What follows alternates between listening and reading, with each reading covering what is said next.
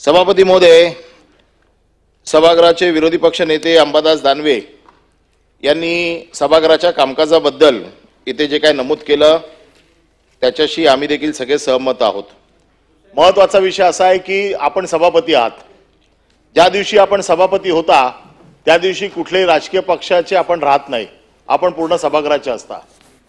परंतु एकंदर आम्हाला असं वाटायला लागलंय, खरं म्हणजे आमची भावना अशी होऊ नये, आम्ही सभापतींकडे बघताना न्यायाधीश म्हणून बघतो, कारण हे घटनापीठ आहे। ही काय अशी गावच्या चौकावरची खुर्ची नाहीये की याच्यावरती काही बसलं आणि काही केलं तर चालतं। या सभागृहात जे काही निर्णय होतात याची दखल देश पातळीवरती घेतली जाते। या सभागृहात जे रुलिंग दिले जातात याची देखील दखल देश पातळीवरती घेतली जाते। मी ज्या काही दिवसामध्ये जे काही रुलिंग्स बघतोय, या नियमबाह्य रुलिंग्स केवळ तुमच्या रुलिंग्स हायकोर्टात चॅलेंज करता येत नाही। या एका शॅडो खाली किंवा एका अम्ब्रेला खाली हवा तशा रुलिंग दिल्या जात आहेत। घटनेची पायमल्ली होते, घटना तोडली मोडली जाते। कारण मी काल देखील सगळ्या वरिष्ठ वकिलांना जे घटनेचे तज्ञ आहेत या तज्ञ वकिलांशी बोलून मी माझं मत मांडतोय। घटनेची आपण 2 दिवस आपल्या सभागृहात बैठक होणार आहे, त्या दिवशी मी सविस्तर बोलीन घटनेबद्दल की कशी घटनेची मोडतोड या सभागृहामध्ये होते। पण महत्त्वाचा विषय असा आहे की बिझनेस ऑफ द हाऊसचा एक आपल्याकडे प्रथा परंपरा आहे। आपल्याकडे जे काय बिझनेस येतो तो आपल्याकडे लेखी स्वरूपात येतो आणि बिझनेस खाली वर करायचा अधिकार हा तुम्हाला आहे, पण तो तुम्हाला करताना हाऊसचा कन्सेन्स घ्यावा लागतो। असं एकतर्फी करता येत नाही, हाऊसचा कन्सेन्स घ्यावा लागतो। संसदीय कार्यमंत्र्यांना विश्वासात घ्यावं लागतं। संसदीय कार्यमंत्री सभागृहात टेबल करतात, हाऊसचा कन्सेन्स घेतात आणि त्याच्यानंतर बिझनेसमध्ये खालीवर करायचा अधिकार हा आपला आहे। आम्ही त्या अधिकारात पण जात नाही।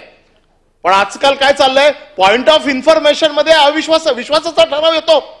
रिमूव्हलच्या प्रस्तावाला आम्हाला 14 दिवसाची नोटीस, त्याच्यानंतर 7 दिवस, आणि त्यांच्या प्रस्तावाला पॉइंट ऑफ प्रोसिजर किंवा पॉइंट ऑफ इन्फॉर्मेशन जी आहे, इन्फॉर्मेशन कुठली द्यावी लागते जे जगाला माहित नाहीये, बाहेर कोणाला माहित नाहीये, परंतु मला कळलंय आणि मला सभागृह चालू असताना पहिलं सभागृहात येऊन सांगायचंय, म्हणून मला पॉइंट ऑफ इन्फॉर्मेशनच्या माध्यमातून द्यावी लागते माहिती।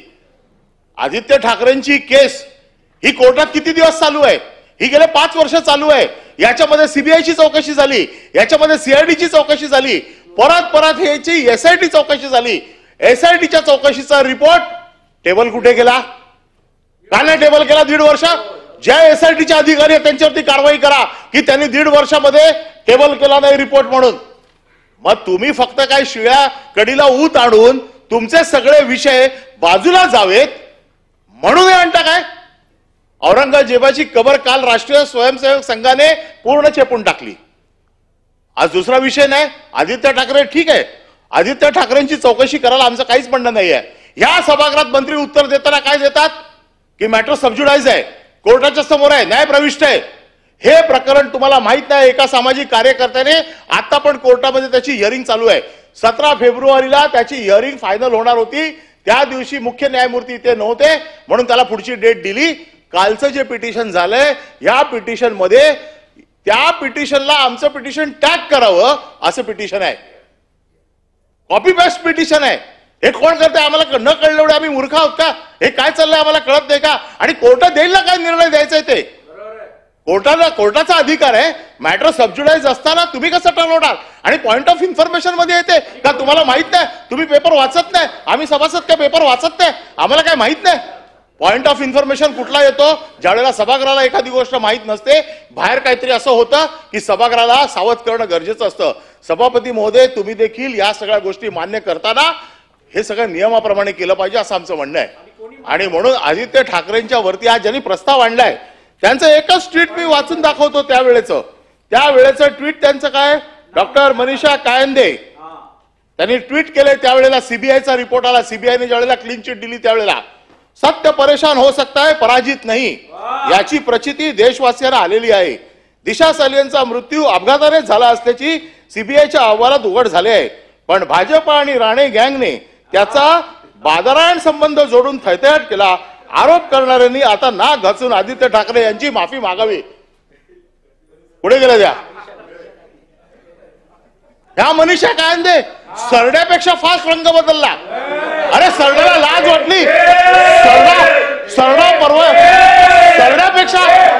सरड्यापेक्षा फास्ट रंग बदलला का? तर आता उपसभापतीच्या पोस्टवरती लक्ष आहे। आता नाही आहे ना, सत्य का? नाकारलं का? नाही नाकारलं का? हे नाकारलं का सांगा मला? हे ट्विट नाकारलं का? नाही ना, महिलांचा अपमान नाही, हे महिलांनी केलेलं आहे।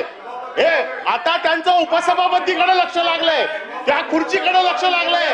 वरिष्ठांना खुश करायचंय, वरिष्ठांना खुश करण्यासाठी अशा प्रकारचे आरोप करायचे। अरे सरडा पण लाजला। सरडा सकाळी माझ्या घरासमोर चालला होता, पळाला ना। सरडाला पण शरम वाटली। जागेवर बसा। काय चाललंय? जागेवर बसा। काय चाललंय सभापती महोदय? मला परवानगी दिली आहे, मला संरक्षण द्या। हे काय चाललंय सभागृहामध्ये? कधी पण उठा, खाली बसवा ना, याला खाली बसवा। सभापती महोदय, माझं म्हणणं आहे आदित्य ठाकरेंचा आपल्याला वेळ दिली मी बोलायला, आपला बोलून झालेला आहे। मला वाटतं आपण आता एकच मिनिट समजतो। आदित्य ठाकरेंचा या केसशी संबंध असेल त्याची काळजी कोर्ट घेईल। SIT रिपोर्ट सबमिट न केला कारवाई करा। आणि दुसरी गोष्ट जी अंबादास दानवेंनी सांगितली, संजय राठोडची केस, जयकुमार गोरेची केस, याच्या बाबतीत तोंड उघडता। त्या जयकुमार गोरेच्या केसच्या बाबतीत तोंड उघडत नाही। त्याचे एवढे फोटो, नागडे उघडे फोटो जे आले सभागृहात, त्याच्या बाबतीत कोण बोलत नाही। काय चाललंय? काय फक्त काय ठरवून करायचंय? जयकुमार गोरेचा राजीनामा केला, त्याच्या राजीनाम्याची मागणी करा।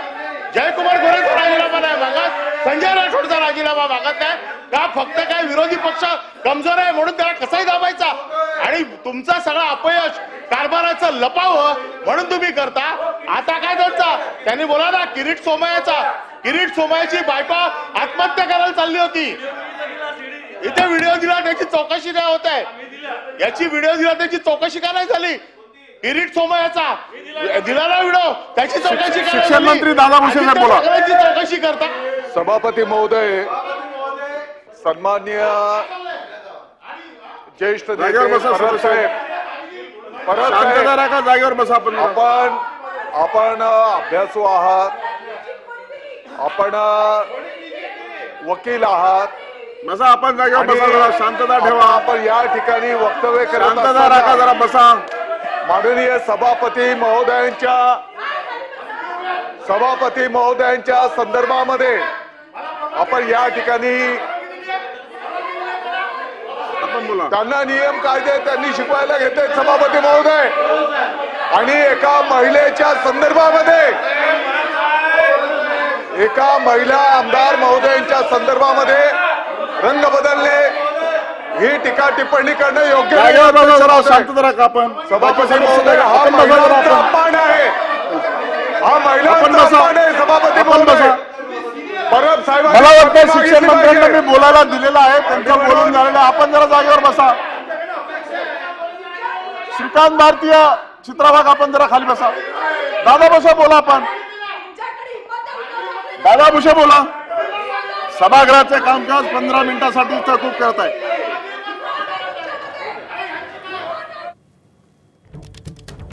तर विधान परिषदेमध्ये दिशा सालियन प्रकरणावरून घमासान झालं। अनिल परब आक्रमक झाले होते। जयकुमार गोरे, संजय राठोड यांचाही राजीनामा घ्या असं अनिल परब म्हणालेले आहेत।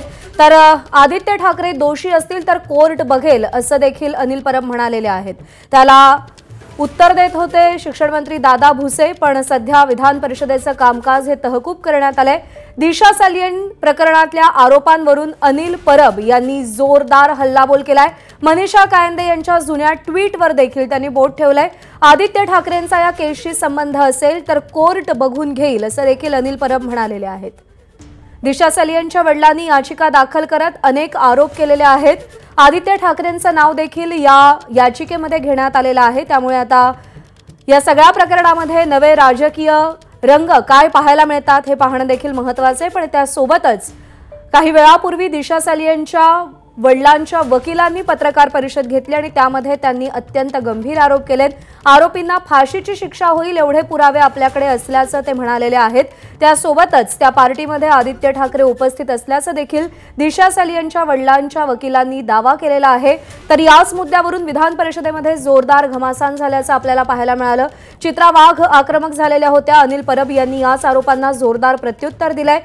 या आरोपांना प्रत्युत्तर देत असताना अनिल परब यांनी मनीषा कायंदे यांच्या जुन्या ट्विटवर बोट ठेवलेला आहे। आदित्य ठाकरेंचा केसशी संबंध असेल तर कोर्ट बघून घेईल असं देखील अनिल परब म्हणालेत। पण ज्यावेळी तुम्ही आदित्य ठाकरेंवर आरोप करता त्याचवेळी संजय राठोड आणि जयकुमार गोरे यांच्याकडे दुर्लक्ष करू नका, त्यांचा देखील राजीनामा घ्या अशी मागणी अनिल परब यांनी विधान परिषदेमध्ये केलेली आहे।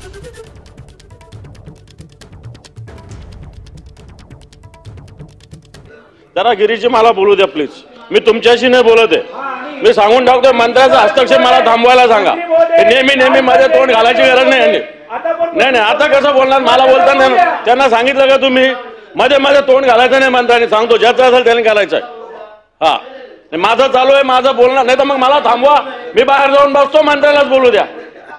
नेहमी माझे तोंड घालतात।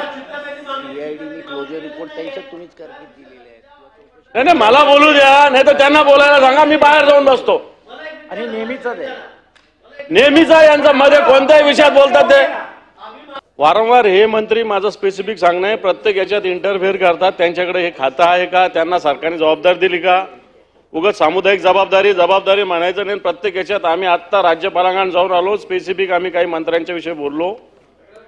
हा कारण अशा पद्धतीनं मंत्र्यांनी नेहमी मध्ये बोलणं चुकीचं आहे। हे बाता हे मध्ये काय बोलणं आहे? हे असं मध्ये काय?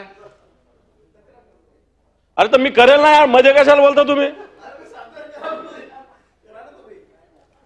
जरा समजून सांगता का नाही? मग नसेल नियमात बसेल आम्हाला बोलायचं नाही तर आम्ही बोलतच नाही आम्ही।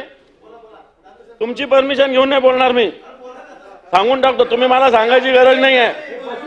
हा मग माझ्या तोंडून काही शब्द निघून जाईल सांगतो, यांनी मध्ये बोलायचं नाही, यांची परमिशन घेऊन महिना बोलणार, सांगून टाका त्यांना। आवश्यकता नाही, माझ्याकडे बघून बोला आपण। मग काय करणार आहे तुम्ही? काय करणार आहे? काय तुम्ही काय करणार? सभापती महोदय, ज्या पद्धतीने तिचा बलात्कार करून तिचा खून केला गेला, आज तिच्या वडिलांना सेफ वाटतंय म्हणून ते कोर्टात गेले। कोणी मोठी व्यक्ती असू दे सभापती महोदय, परंतु एका मुलीचा आणि त्या वडिलांच्या आई वडिलांना काय होत असेल ते आपण विचार करू शकतो। तर त्या संदर्भामध्ये चौकशी होऊन ज्यांनी हे घडवून आणले आणि ज्या महापौर असून त्यांच्या घरी धमकी द्यायला गेल्या होत्या त्या सगळ्यांची चौकशी करण्यात यावी अशी मागणी आम्ही या सभागृहामध्ये करत आहोत। या एसआयटीची चौकशी कुठपर्यंत आली? या चौकशीचा निष्कर्ष काय आहे हे लवकरात लवकर महाराष्ट्राच्या, देशाच्या आणि जगाच्या समोर आलं पाहिजे। याच्यात दूध का दूध आणि पाणी का पाणी झालं पाहिजे। खरं काय आहे ते जनतेच्या समोर यायला पाहिजे आणि जे या मृत्यूला दोषी असतील, कोणीही असतील, कितीही तो मोठा व्यक्ती असेल, तरी त्याला त्या ठिकाणी शिक्षा झालीच पाहिजे अशा पद्धतीची भूमिका मला या ठिकाणी मांडायची आहे। धन्यवाद सभापती महोदय। आमची सभापती महोदय एवढीच या ठिकाणी मागणी आहे की हे प्रकरण त्या ठिकाणी दाबलेलं आहे, सीबीआयकडे आपण त्या ठिकाणी पाठवावं आणि याचिकामध्ये ज्या ज्या गोष्टीचा अंतर्भाव आहे त्या अनुषंगाने नव्याने याची चौकशी व्हावी अशा प्रकारची जे आमच्या मनीषाताई कायंदे यांनी या ठिकाणी उपस्थित केले त्याची शासनाने गंभीर दखल घ्यावी अशी माझी विनंती आहे। एका महिलेच्या आयुष्याशी हा संबंधित निगडित आहे आणि एक होतकरू महिला जी एंटरटेनमेंट इंडस्ट्रीमध्ये स्वतःचं नाव ती प्रस्थापित करत होती, परंतु तिचा अशा पद्धतीने गूढ पद्धतीने मृत्यू होणं आणि त्या कुटुंबाला जवळपास नजर कैदेत ठेवल्यासारखं वागवणं या फार गंभीर गोष्टी आहे। एबीपी माझा, उघडा डोळे बघा नीट।